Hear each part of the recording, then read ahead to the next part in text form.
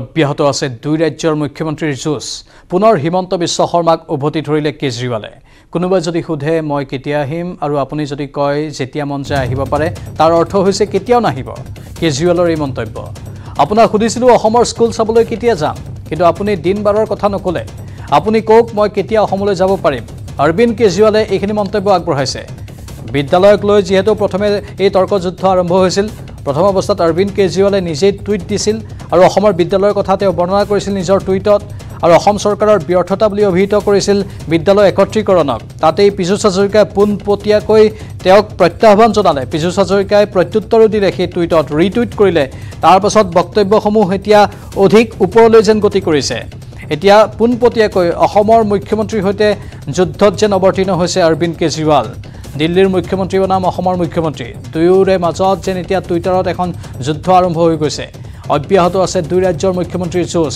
পুনৰ হিমন্ত বিশ্ব শৰ্মাক উভতি ধৰিছে অৰবিন্দ কেজৰিৱালে কোনোবাই যদি সোধে মই কেতিয়া আহিম আৰু আপুনি যদি কয় যেতিয়া মন যায় আহিব পাৰে তাৰ অৰ্থ হৈছে কেতিয়াও নাহিব যেহেতু পোনপটীয়াকৈ অৰবিন্দ কেজৰিৱালে অসমলৈ অহাৰ কথা উল্লেখ কৰিছিল নিজৰ টুইটত আৰু অসমৰ মুখ্যমন্ত্ৰীয়ে এই কথাও ৰিটুইট কৰি বা তেওঁলৈ এক প্ৰত্যুত্তৰ হিচাপে আগবঢ়াইছিল যে আহক আপুনি যেতিয়া ইচ্ছা যায় তেতিয়া আহিব পাৰে কিন্তু অৰবিন্দ কেজৰিৱালে তাৰ অৰ্থ এতিয়া বেলেগ ধৰণে উলিয়াইছে তেওঁ কৈছে যে যেতিয়া মন যায় আহিব পৰাৰ অৰ্থ হ'ল যে কেতিয়াও নাহিব অৰবিন্দ কেজৰিৱালে এনেধৰণে আকৌ এবাৰ টুইট কৰিছে তেওঁ কৈছে পুনৰ আপোনাক সুধিছিলো অসমৰ স্কুল চাবলৈ কেতিয়া যাম কিন্তু আপুনি দিন বাৰৰ কথা নকলে আপুনি কক মই কেতিয়া অসমলৈ যাব পাৰিম পুনৰ অৰবিন্দ কেজৰিৱালে প্ৰশ্ন সুধিছে পুনৰ তাৰিখ বিচাৰিছে অসমৰ মুখ্যমন্ত্ৰীৰ পৰা পোনপটীয়াকৈ আমন্ত্ৰণ বিচাৰিছে দিল্লীৰ মুখ্যমন্ত্ৰী অৰবিন্দ কেজৰিৱালে অসমৰ বিদ্যালয় চাবলৈ আহিব বিচাৰে অৰবিন্দ কেজৰিৱালে আৰু এতিয়া মুখ্যমন্ত্ৰীক পোনপটীয়াকৈ কৈছে যে আপুনি দিন বাৰ ঠিক কৰি দিয়ক দিন বাৰ ঠিক নকৰিলে মই কেনেধৰণে বুজি পাম যে আপুনি মোক মাতিছেনে নাই দিন বাৰ ঠিক কৰি আপুনি মোক অসমলৈ মাতক আপুনি কক মই কেতিয়া অসমলৈ যাব পাৰিম অৰবিন্দ কেজৰিৱালে এইবাৰ পুনৰ তেনেধৰণৰ এক টুইট প্ৰকাশ কৰিছে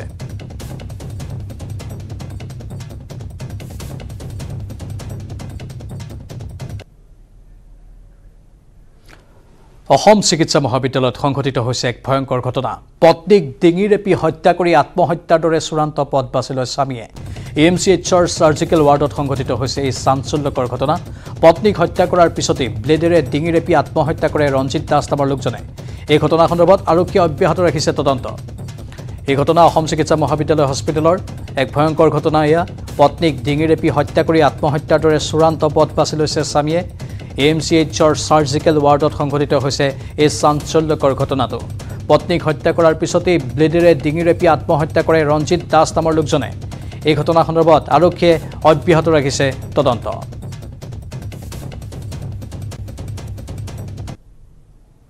যিখিনি বিভাগীয় তথ্য মই গম পাইছোঁ মোৰ লগত অধীক্ষক ডাঙৰীয়াও আছে যে কিবা এটা অপৰাধজনিত কাৰণত ৰঞ্জিত দাস বোলা এজন মানুহক তিনিচুকীয়া আৰক্ষীয়ে চিকিৎসাৰ বাবে আমাৰ ইয়ালৈ লৈ আহিছিল তেওঁ এচিড বাৰ্ণ লৈ আহিছিলে নিজে এচিড সেৱন কৰিছিলে কৰোঁতে তেওঁ বাৰ্ণ হৈছিলে আৰু সেই বাৰ্ণৰ কাৰণে তেওঁ 15 আগষ্টৰ দিনাখন চাৰ্জিকেল বিভাগত ভৰ্তি হ'ল তাৰপিছত তেখেতক পৰৱৰ্তীকালত প্লাষ্টিক চাৰ্জাৰীলৈ তেওঁক নিয়া হৈছিলে কাৰণ প্লাষ্টিক চাৰ্জাৰী বাৰ্ণ চিকিৎসাটো প্লাষ্টিক চাৰ্জাৰী বিভাগত স্পেচিয়েলিষ্ট ট্ৰিটমেণ্ট হয় তেওঁৰ লগত তিনিচুকীয়া আৰক্ষী 4জনকৈ লগত আছিলে আমি যিটো গম পাওঁ কালি ৰাতিপুৱা শেষ নিশা পুৱতি নিশা 3:30 বজাত যেতিয়া মোক জনাইছে যে পতি-পত্নী দুইজন আছিলে তেওঁলোক বাথৰুমলৈ গৈছিলে বাথৰুমৰ পৰা তেওঁ বহুত দেৰি ঘূৰি নহাৰ কাৰণে ওচৰত থকা পেচেণ্টে জনালে যে মানুহজন বহুত দেৰি বাথৰুমৰ পৰা ওলাই অহা নাই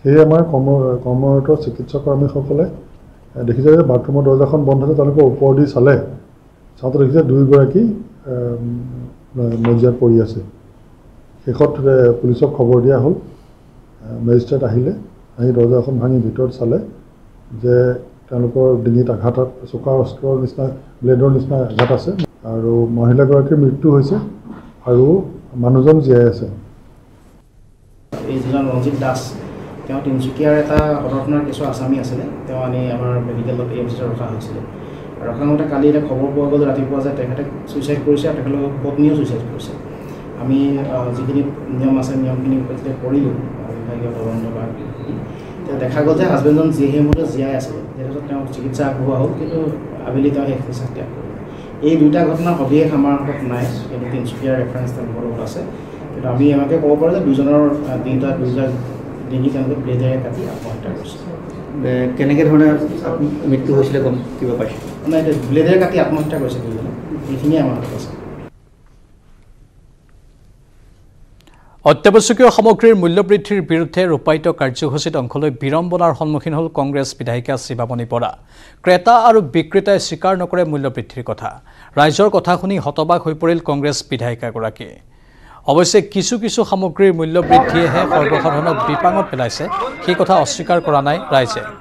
গৃহ সমষ্টি বটদ্ৰৱাৰ শান্তিজান বজাৰত আজি সামগ্ৰীৰ মূল্যবৃদ্ধি প্ৰসংগত গ্ৰাহক আৰু দোকানীৰ সৈতে মত বিনিময় কৰে শিৱামণি বৰাই।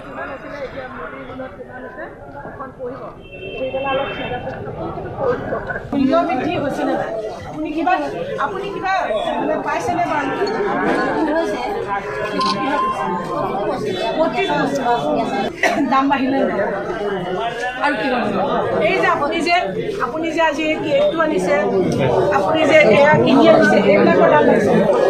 পানী বটল প্ৰতিটো বস্তুৰ দাম বাঢ়িছে, কাটি কমে বাঢ়ি গৈছে।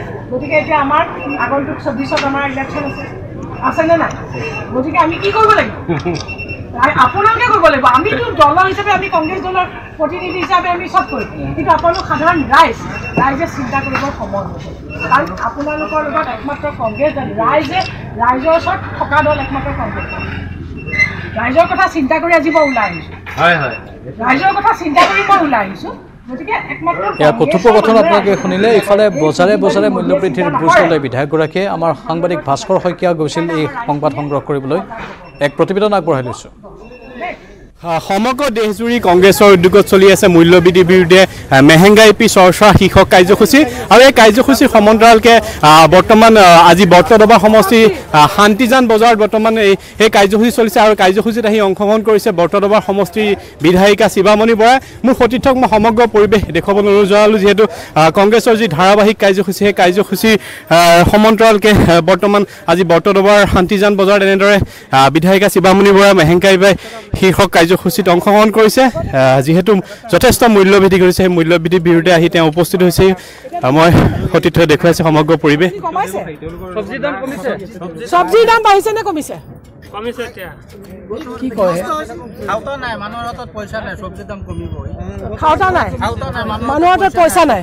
ঠিক আছে, হয়, মই পোনপটীয়াকৈ বিধায়িকাগৰাকীৰ লগত কথা পাতিব বিচাৰিম। যিহেতু আপোনালোকৰ যি ধাৰাবাহিক কাৰ্যসূচী বিগত কেইদিন ধৰি চলি আছে, মেহেংগাই পে শীৰ্ষক কাৰ্যসূচী, কেনেকুৱা পাইছে? ৰাইজৰ সঁহাৰি কেনেকুৱা পাইছে?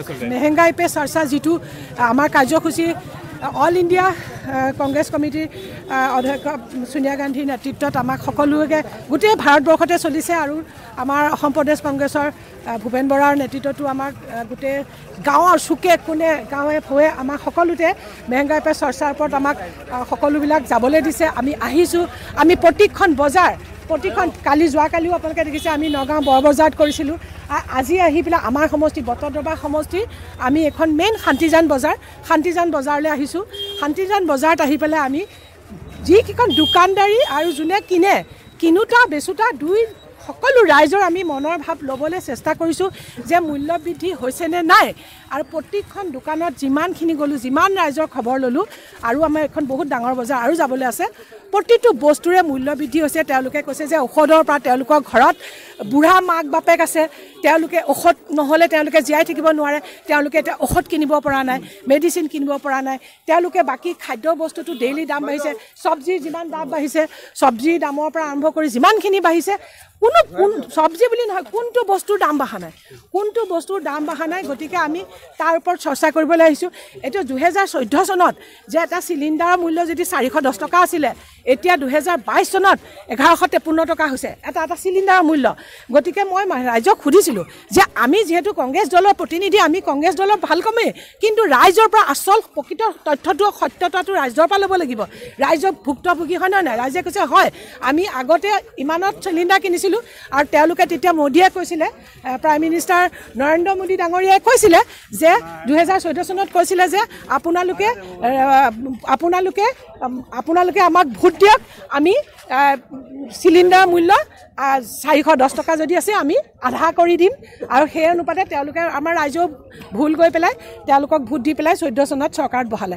এতিয়া ছেকেণ্ড টাইম আকৌ 19 চনত তেওঁলোক চৰকাৰত বহিলে তাই কণ্টিনিউৱাছলি কিন্তু এতিয়া সেই 410ৰ মোদী আছে দিনটো ক'লে গ'ল এতিয়া ডেইলি গৈ 1153 টকা আমাৰ চিলিণ্ডাৰ এটাৰ দাম হৈছে সেইকাৰণে কৈছোঁ যে তেওঁলোকে মিছা কথা কৈ পেলাই যিহেতু ইমান মূল্য বৃদ্ধি কৰিছে আৰু তেওঁলোকক আপোনালোকে দেখিছে তেওঁলোক হ'ল ধনীৰ লগত থকা এটা দল মই ইয়াৰ পৰা আপোনালোকৰ চেনেলৰ জৰিয়তে আমাৰ প্ৰাইম মিনিষ্টাৰ মোদী ডাঙৰীয়াক আহ্বান জনাম যে অলপ আপুনি দুখীয়া মানুহৰ ফালেও চকু কাণ দিয়ক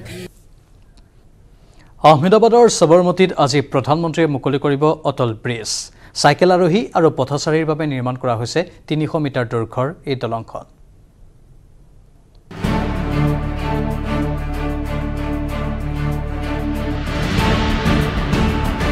অটল ব্ৰিজ আহমেদাবাদৰ সবৰমতীত নিৰ্মাণ কৰা হৈছে এই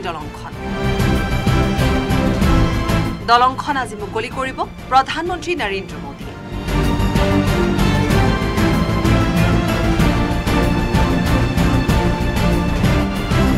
চাইকেল আৰোহী আৰু পথচাৰীৰ বাবে নিৰ্মাণ কৰা হৈছে দলংখন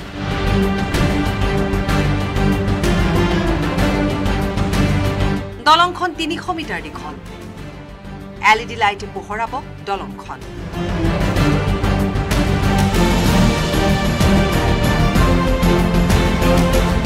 2600 টন ষ্টীলৰ পাইপ ব্যৱহাৰ কৰা হৈছে দলংখনত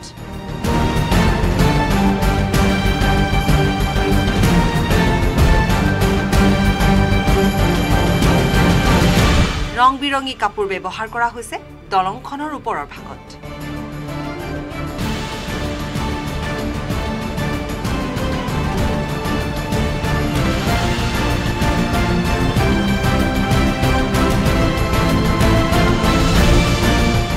দলংখনৰ ৰেলিঙত কৰা হৈছে ষ্টেইনলেছ ষ্টীল আৰু গ্লাছ